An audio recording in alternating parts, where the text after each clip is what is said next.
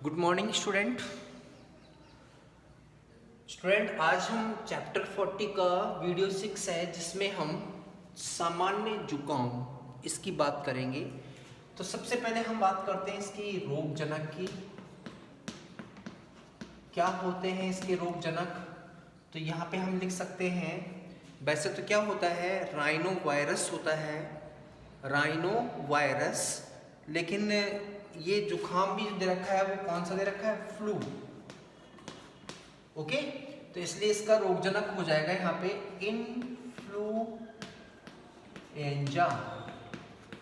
Influenza virus होता है इसका।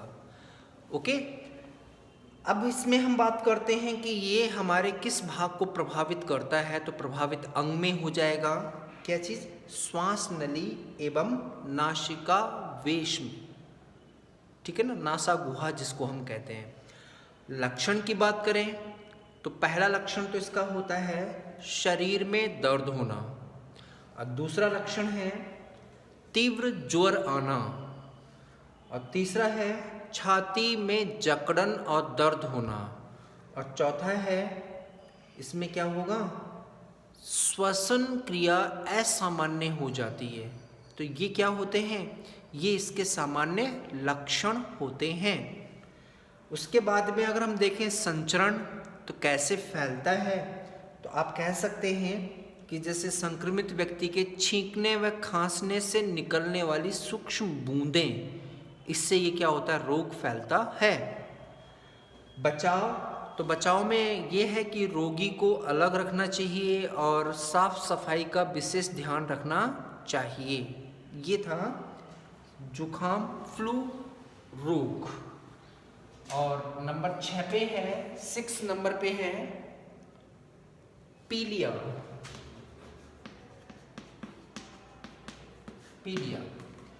तो पीलिया की अगर हम बात करें रोगजनक की, तो इसमें कोई रोगजनक का नाम नहीं दे रखा है। आप लिख सकते हो वायरस के द्वारा। किसके द्वारा? वायरस के द्वारा। और किस भाग को प्रभावित करता है? तो ये करता है अपने यकृत भाग को, ठीक है। लक्षण, तो पहला लक्षण है इसमें भूख नहीं लगना, बुखार, दूसरा लक्षण है बुखार आना, तीसरा है उल्टी, सिर दर्द होना, और चौथा है शरीर के विभिन्न अंग जैसे त्वचा, नेत्र और नाखून, इनका पीला हो जाना। तो ये सामान्य इनके क्या होते हैं? लक्षण होते हैं।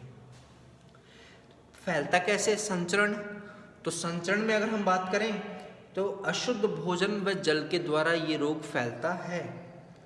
और उपाय कह सकते हैं, बचने के जो उपाय हैं वो, तो जैसे औषधि लेना, ठीक है ना, और आराम करना, रेस्ट करना, इसके लिए सबसे बेटर माना जाता है। तो ये था पीलिया। अब है चेचक। 7वां रोग है चेचक।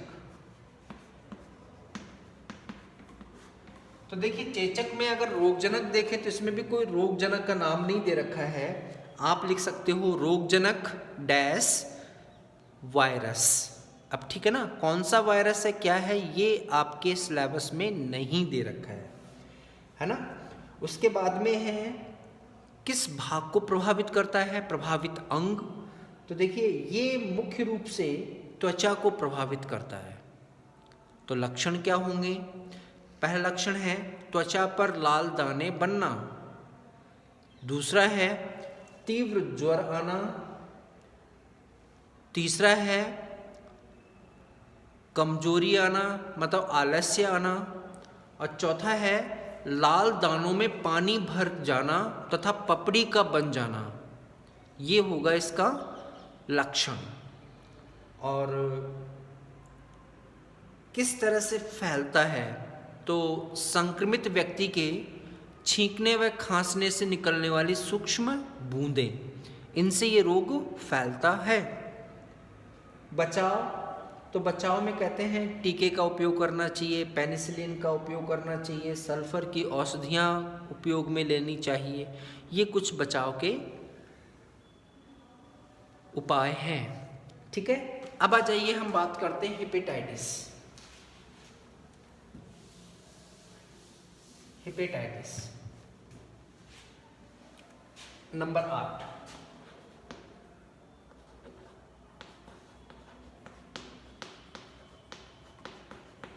हेपेटाइटिस, तो देखिए इसमें हम सबसे पहले बात करते हैं हेपेटाइटिस के प्रकार की।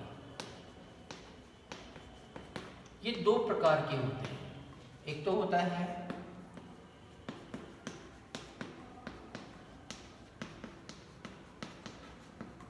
ए, हेपेटाइटिस ए। इसका हम बात करते हैं रोगजनक। तो इसका रोगजनक होता है हेपेटाइटिस ए वायरस, जिसको हम शॉर्ट बोलते हैं HAV। ठीक है, और दूसरा है हेपेटाइटिस बी। ये डिटेल में है, हेपेटाइटिस बी। तो इसका भी सबसे पहले हम क्या करते हैं अध्ययन, रोगजनक। तो इसका जो रोगजनक होता है वो होता है हेपेटाइटिस बी वायरस।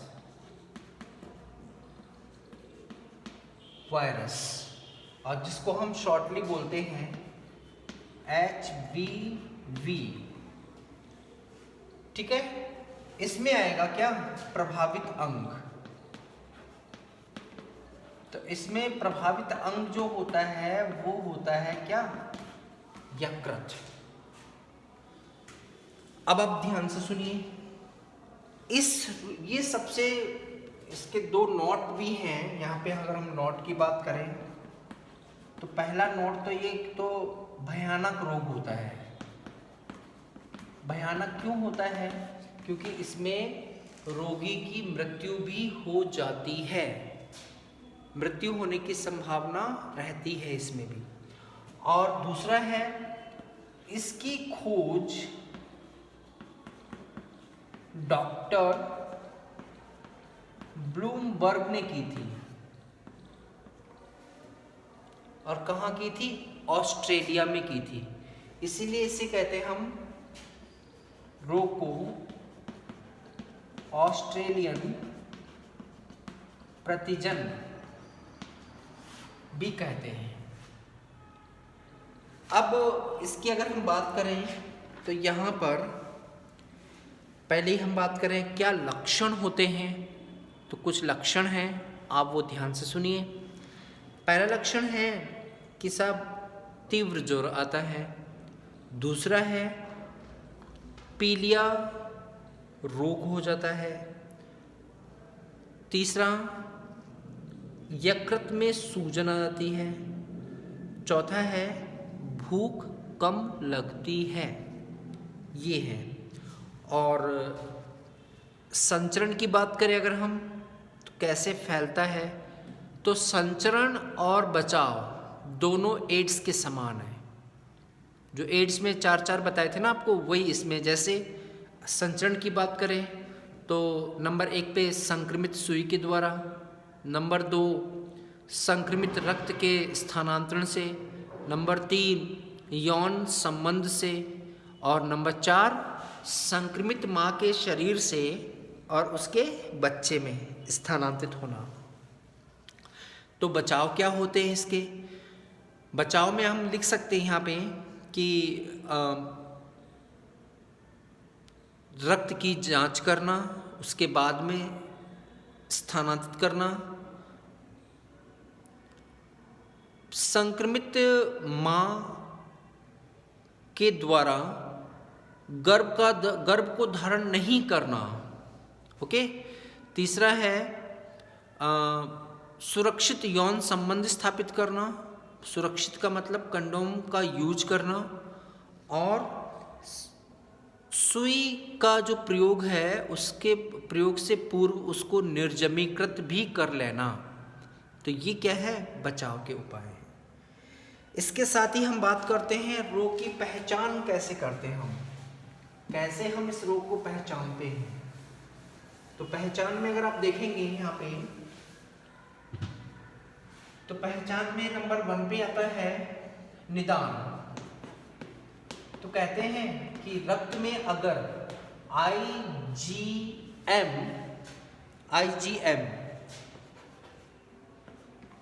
अगर एंटीबॉडी अगर अधिक मात्रा में है तो इसका मतलब ये है कि वह व्यक्ति कैसा है, हेपेटाइटिस से संक्रमित है। तो बेटा ये थे आज 2 हो गए हैं आपके, एक तो जीवाणु के द्वारा होने वाले रोग और एक हो गया कौन सा, वायरस के द्वारा होने वाले रोग। तो ये दोनों रोग मैंने आपको करवा दिए हैं। अब इसके बाद में प्रोटोजोआ से होने वाले रोग आते हैं, जिसमें से सारे हम जैसे अभी पढ़े हैं वैसे ही है, केवल एक रोग आएगा प्लाज्मोडियम मतलब मलेरिया का जीवन चक्र आएगा डिटेल में, तो उसको मैं आपको समझाऊंगा। ओके।